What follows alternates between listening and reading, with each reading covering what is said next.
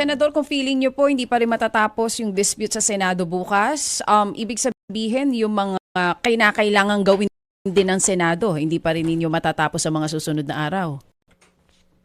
That is exactly correct.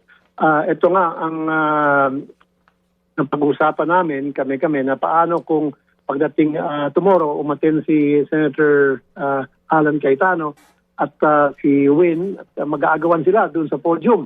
Ano mangyari? So, we were just talking in jest. So, sabi namin, siguro kausapin natin yung Sergeant of Arms para awatin silang dalawa. At of course, papaupuin natin kung sino talaga yung karapat-dapat na yan ay sa si Sen Win. So, there's a possibility na ganun po yung mangyari? Pwede. Alam mo naman, si Senator Alan Peter Cayetano, kaya nang gawin ang mga naisip natin na hindi kayang gawin ng isang normal na tao. Opo, medyo sorry ha, nagulat din ako sir. Kasi syempre ayaw naman natin na gano'n ang mangyari, hindi po ba? Kung magkaroon po ng number 13 na bukas, ang Gatchalian Block, hindi naman siguro mukha na matatanggapin na po ni Senator Alan, ano, kung sakali? Well, sabi niya, mag-resign na raw siya. Gusto niya mag-resign. In fact, there was a time na nasabi niya ito sa media, sana magkaroon ng 13 para bumaba na siya. But knowing Alan, I'm not gonna take his word for it because you know Alan is battle-tested, battle-hardened, seasoned veteran when it comes to scandalous warfare. So hindi natin alam kung ano yung gagawin niya bukas na baka hindi niya matanggap yung mga pangyayari na dapat tutuldok na sa problema dyan sa Senate. Well, hopefully we're praying dapat he'll give way pag nakita niyo na 30 na kami. May balita po ba kung pupunta ang Cayetano Block bukas?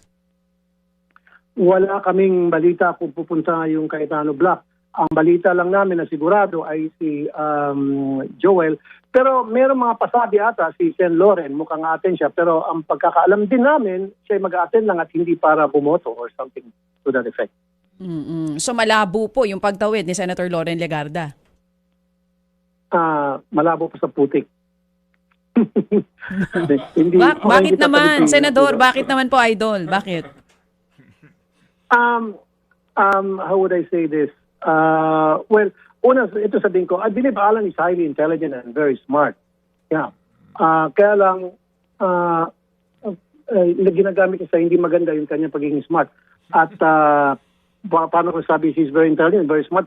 Nabudo niya sila Loren at ibang mga kasama niya na these senators, they're known to be intelligent as well, level-headed at decent senators. Naloko niya. In fact, si Loren nga pala, okay, ito may kwento ko sa inyo.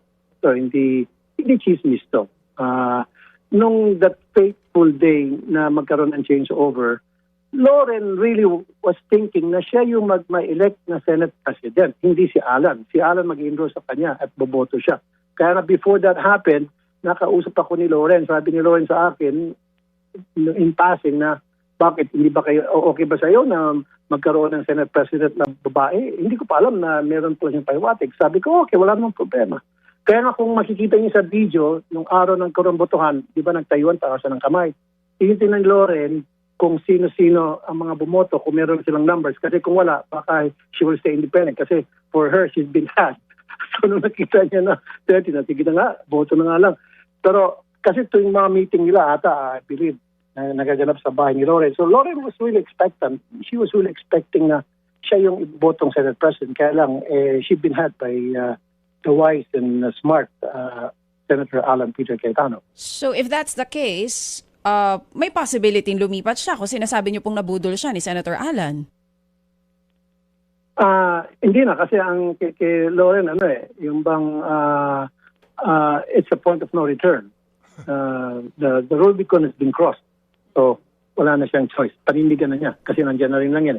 Ganun din siguro sa hindi niya na para rin matigil na yung Senate impasse, lipat na lang po sa kabila para hindi lang 13 ang meron na numbers, 14 pa kung sakali. Alam mo, DJ Chacha, maganda yung point mo. In fact, talk to some senators na pagod na sila, ayaw nila nangyaring kaguluhan. They're not happy. I even talked to Senator Mark Villar a couple of weeks ago. Yung sa telepono lang, kumustahan lang. At sabi niya, hindi na maganito nangyaring kaguluhan. Sana magkaroon ng tuldok to, sana matapos na to. Everybody, except of course for Alan and maybe some senators, but most of the senators kasama ni Alan, they know they're fighting, they're not their own wars, but giyera ni Senator Alan ang pinaglalaban nila.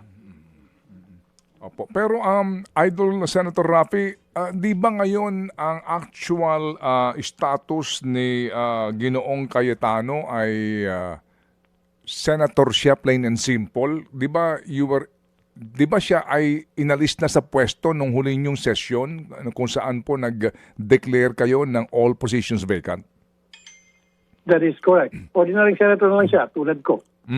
Kasi all positions vacant. Ibig sabihin, pati yung Senate presidency na pwesto niya, tanggal na rin yun. At although majority kami 12, pero hindi pa rin matatawag na Senate presidency win kasi kailangan ng 13. Oo nga po. Pero sa ngayon, so, kumbaga, legally, sa inyo pong panig, wala na siyang karapatan para mag-preside bukas. That is correct. Thank you. Very good. Excellent point. However, again, knowing Senator Alan Peter Cayetano, ginagawa niya yung mga bagay na kahindik-hindik na hindi na natin akalain na magagawa ng isang normal na senador.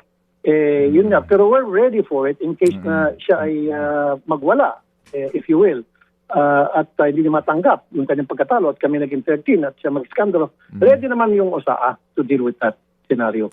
Okay. Alright, opo. Sige nga po. So we sincerely hope and pray no, na ito po ay marisolba like gentlemen, di ba? Opo. And statesmen ng ating pong Philippine Correct. Senate. So, Senator Idol Raffy, meron umanong paramdam na yung dalawang magkapatid, babae at lalaki, Camille at Mark Villar. At meron ng mga usapan daw. Kaninyo, mahina ang intel ninyo, pero meron ba kayong naulinigan ng ganong balita na bukas kasama na sila sa lilipat sa new majority? Bilib nga ako sa iyo, Ted. Palagi kitang pinapakinggan at pinapanood. Malalim yung intel mo. Pero unfortunately, hindi kasing lalim intel ko sa intel mo. Wala akong alam na yung dalawang magkapatid ang nalilipat. For me, I would say 90% hindi sila lilipat dalawa. Okay. 90%. 90%. Sige po. Pero yung Villanueva, 90% lilipat na sa inyo. 50-50. Tomorrow. So, abangan pa natin. Abangan pa. Okay, sige. Pwede, abangan. Opo, Tomorrow. we will respect that. Sige. So, Senator Idol Raffy, ang order po, ang proclamation po ni Presidente, 1 day lang na special session ito. So, dapat matapos nyo lahat ito. That is correct. Yung 7 priority bills, matatapos namin. Kasama na po dyan yung pag-convene ng commission on appointment. Kawawa naman yung 5 generals na natinbin yung kanilang promotion. Tatapos namin by 3 or 4 o'clock ng hapon, senior day na ulit kami.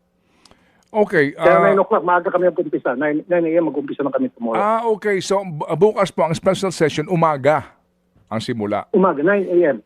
Up to 3 or 4 p.m. 5. Tatapusin namin yan. Yeah, the whole day. And then, sine dia na po kayo ulit, no? Senior day na ulit after that. Alright. Apo. And then, ang balik po ninyo ay SONA na. So, Sir, Senator Idol Raffy, kahapon po nagsubmit... No, that's not. July 6. July July 6. Kasi Okay. yung sa impeachment proceeding. Sa impeachment court po, no? Ang convening of the impeachment court. So, yun nga po. Right. Naibigay na po sa inyo ang lahat ng individual copies ninyo ng articles of impeachment para po sa pag-aaral ninyo. Yes, naibigay na. Binabasa na namin. Marami na akong ginagawang consultations sa mga legal minds, sa mga abogado, mga former justices. So I been doing the rounds and consulting so many legal minds kung paano ang magiging diskarte ko pagdating doon sa impeachment articles of impeachment ko at binibigyan nila akong guidance kung paano attacking gagawin ko. Opo.